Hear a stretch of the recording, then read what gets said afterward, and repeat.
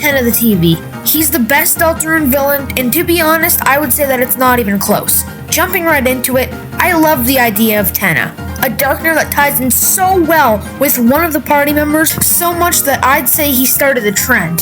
Tenna for Chris, Pearson for Susie, and Flowery for Ralsei. First of all, his entire abandonment thing is a great idea for a villain, a character who's so desperate for attention that they would even cause their own staff to suffer. I've recently replayed Chapter 3, and while it's very obvious what Tenna's main goal is, you can't help but kinda want to root for him. This TV has watched his entire family leave or just stop watching, to the point where as soon as Susie starts watching and a dark world is made, he tries his best to keep her captivated. He tries game after game to stop her from leaving, so he can finally just capture that feeling that he once had, the feeling of serving a Lightner. Deep down, it's all that Tenna wants, to be loved again. People joke about how, oh, the divorce was so bad, even the TV felt it. But what they failed to mention is that makes this so tragic. It's that a Darkner's life purpose is to be loved by a Lightner, just for it to be ripped away for Tenna. Imagine your one life's purpose being destroyed for years, until you suddenly see a glimmer of hope. Wouldn't you chase that glimmer of hope? Wouldn't you want to keep that glimmer of hope? Wouldn't you do anything in your power to finally be loved again? While saying this, you still have to admit Tenna has done some things wrong. He's a pretty toxic boss, which you can see in the way he treats the mics in Castletown. It's to the point where they practically fear him, even when the TV world is gone and there's no more show to make. Tenna is by no means a good person, but he is a yearning one, a desperate one. So desperate that he would make a dreadful deal with Rory Knight themselves just for a few more hours of showtime, and only realizes what he's done when the show's over and he's lost everything. And if you were in his shoes, wouldn't you do the same? This is when the video starts getting more into theories, so just be warned. It's pretty obvious that Tenna and Spamton have a past, right? I assume most people have seen the Pippus cutscene if you have the Dealmaker equipped, right? Well, if you haven't, a quick summary of it is that Spamton saw that Tenna kept a gift that he gave him, a Pippus, but Tenna doesn't remember Spamton. This is really weird, obviously, but now we have confirmation that they were co-workers? Roommates? Sales associates? Okay, jokes aside, I know that I'm like a year late on this, but this is confirmation that Spamton knows the Roaring Knight, and Tenna and him were business partners. I think we knew even before the reveal that the guy who made the deal with Spamton is definitely the Roaring Knight. But what we didn't know is that these two actually knew each other. I just thought I should mention it. This is like the side character in Season 1 knowing the main character in Season 3. As a side note, how the hell did the Dreamers Family TV somehow meet Spamton, who's located across the town in the library? Not to mention that Spamton is presumably meant to represent spam mail, which makes no sense considering only the actual objects can become Darkners. Also, if true that Spamton is just spam mail on a computer that is probably Queen, does that mean that when you get the Dealmaker in Chapter 2 and it's put in your pocket, that translates to the whole darn computer just fitting in Chris's pocket? Kinda crazy.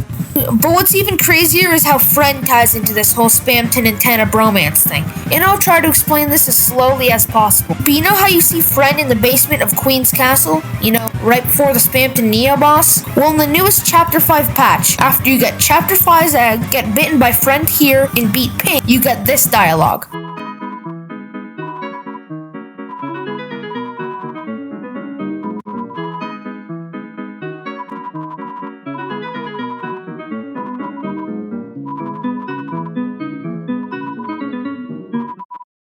Friend was hunting Spamton, and as Pink said, some would even go into hiding, for example, living in a dumpster, or change their appearance, for example, ditching a peppy salesman look for the homeless bum's look. This confirms Spamton's garage was about to be packed if we didn't take him in Chapter 2. Now what does this mean for Tenna? Well, we see in Chapter 3's Sword Route that there's a bunch of friends fighting Chris. Some interpret this as Friends now hunting Chris. But what if it isn't? I'm not denying that Friend is 100% coming for Chris too, because that's definitely true. But what if in Chapter 3, the Friends were looking for somebody different? Somebody who had ties with several previous victims. Tenna. And the final nail in the coffin for me is the phone call Spamton had with somebody who's most likely Tenna. In Chapter 3 Stormbroke, it's confirmed that there was a phone call that took place, in which Spamton turned pale and ran out the room. Spamton believes Tenna set him up for utter failure by convincing him to make a deal with Friend, and for that, Spamton hates him. The reason I think it's Tenna is who he talked to is because on the same website, if you click on an engraved wedding ring, you go to a website with the URL Damn You Tenna, where he complains about how everything is Tenna's fault. About why Tenna is the one who should be sleeping in a dumpster, because Spamton thought he could trust Tenna. He thought he could tell Tenna and hope that he could do something about it. But Tenna did nothing. And finally, I think this also ties into the choice of giving Tenna to Mettaton or keeping him in your castle town. I believe that if you keep Tenna in your castle town, he will be packed by Friend in Chapter 7. But by giving him to Mettaton, you free him of his past ties and give him a real watcher. So far, if you keep Tenna in your castle town, there's no repercussions. Actually, you get stuff if you don't free him of what he's done in the Dark World. You get funny Tenna antics. So I think that will be the ultimate repercussion if you keep Tenna. Okay, that was a mouthful. Sorry for all the talking there, though. Also, quickly, I should mention the owner is kind of a mystery, and I don't want to get into that because it doesn't relate to Tenna. I want to talk about how Tenna and Flowery are kind of a weird inverse of each other. They both have ties with the Dreamers, but Tenna thinks he's obsolete trash, while Flowery thinks he can go in and fix everything for Asgore. Tenna also has a crew of workers, but as I've said, he treats them badly. Flowery, on the other hand, treats the other flowers with respect and dignity, and even normal enemies.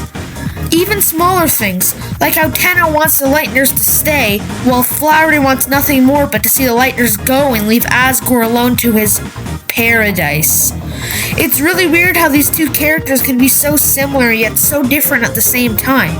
If only Tenna had anime powers, then he might have had a chance against the Roaring Fraud. Quick thought here, it's really freaking weird how these two haven't met at all. We know that Flowery is from Asgore's wedding bouquet, so it would make sense if Flowery would have at least known of Tenna, but he doesn't mention him at all. If Tenna and Spamton can meet from across the town, there's no doubt that Flowery and him couldn't have met while being in the same house. Also, another thing, but this might be for like a future short, but why is the freedom motif called the Batat motif now?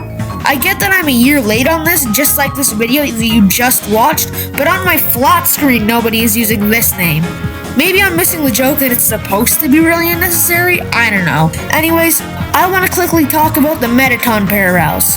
It's not unknown why these two are so alike, because we of course know of the Mettaton vs. Castletown dilemma, but they both start to get really similar when you start looking into the similarities, including, but not limited to,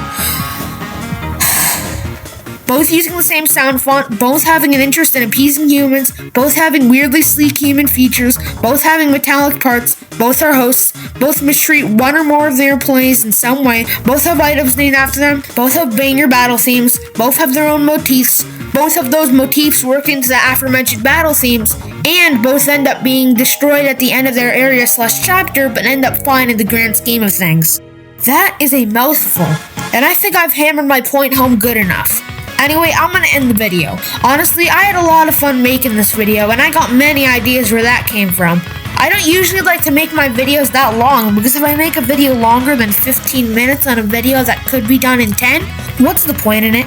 Anyways, outro time. Thank you for watching my dream. W.D. Gaster from Deltarune built it all from an empty room. Mike the cat, yeah, that is Gaster. Even the Titan, that is Gaster. In the bunker sits that Gaster. Entry 17, Zone Master. Chris is Gaster. Susie Gaster. Noel Gaster. All are Gaster. The night is in amalgamate made by Gaster Intricate. Gaster is actually green. Dad of Sans and Paps, I mean. He fell into his own machine, split two atoms, quite the scene. He's a legend immune to ruin, so he created Deltarune.